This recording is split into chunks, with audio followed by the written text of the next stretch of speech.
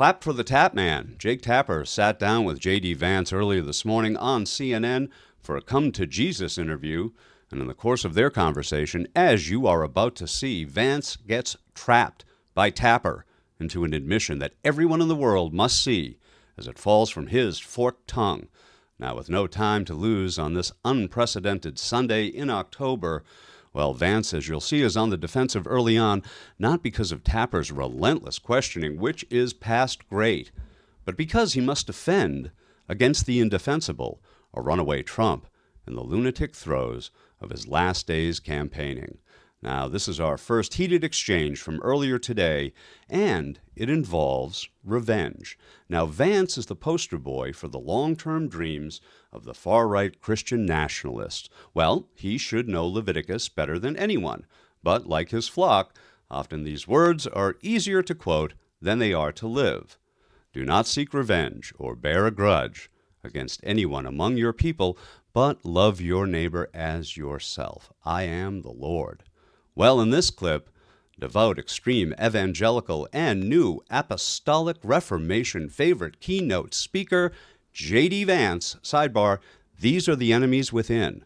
Yes, the wolf in sheep's clothing was badly outmaneuvered and got exposed for being the bearded Tower of Babel that he is. Well, behold for yourself. We're talking about Donald Trump and what he says. Yes. And Donald Trump says... And you'd much rather talk about what Donald Trump allegedly said than what Donald Trump did in office. I'm talking about what he did in office, Jake, what he said publicly. 1.5% inflation. The military to go after the enemy within, which is the American people. He did not say that, Jake. The enemy within? He said that he was going to send the military after the American people. Show me the quote where he said that. He said the enemy within. He said far-left lunatics. He's talking about people rioting. And Schiff. He's talking about people rioting after the election. I think the Pelosi's were rioting after the election? He said... Adam Schiff was rioting after the election? You're using two separate phrases. He said about using the military that far-left lunatics, people who riot in the wake of an election, people who burn down American cities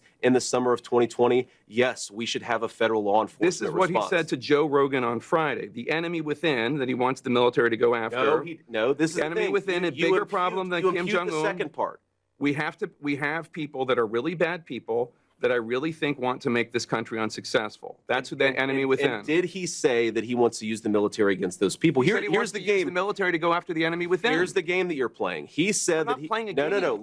Can I answer the question, please? He said that he wanted to use the military to go after far-left lunatics who are rioting, and he also called them the enemy within. He separately, in a totally different context, in a totally different conversation, said that Nancy Pelosi and Adam Schiff were threats to this country. Were the enemy within. Were the enemy within. He said they were the enemy within. So every time he uses the exact same phrase, we assume that he uses I don't know. I don't throw around the term of enemy within to talk about using the military against going American people. And you're asking his vice president, but you won't let me answer the question. I'm telling you that Donald Trump has said, and I agree with him, that we should use the U.S. military to go after Americans. People who riot, who burn down our cities. And this was what John Kelly was. This was what John Kelly was alarmed by: the idea of using the U.S. military to go after Americans. That's what he said. Donald Trump never said Americans writ large. You keep on putting words in his mouth and are they or are they not Americans? Far left people who commit acts of violence, who riot. And now you're doing a very narrow definition of what he said, which is not what he said.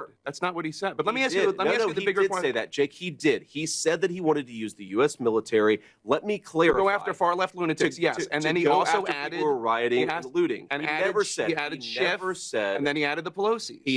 And then he added people that don't want the country to succeed. He said that Adam Schiff and Nancy Pelosi he used in a separate context and a separate conversation. And what you're doing is you're smashing two totally different conversations. Fox asked him about this last week, and he didn't take issue with it. He said the enemy within is the biggest threat to this country. But did he say the enemy within, that he's going to use the military against Nancy Pelosi? Donald Trump offered Nancy Pelosi the National Guard on January the 6th, and according to private emails, she rejected. The flaccid flailings of GOP VP nominee JD Vance. The pièce de résistance today on our Sunday brunch, Democracy, All You Can Eat Until It's Gone buffet is deadly serious. To again openly deceive and distract this close to this pivotal election, well, that's a disqualifying indictment of foul intent.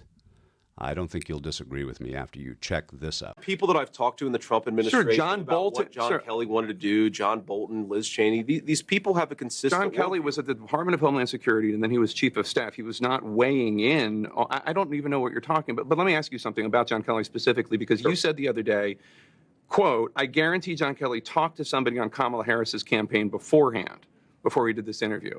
Now, I've spoken with people in John Kelly's circle, and I've spoken with people in the Kamala Harris campaign.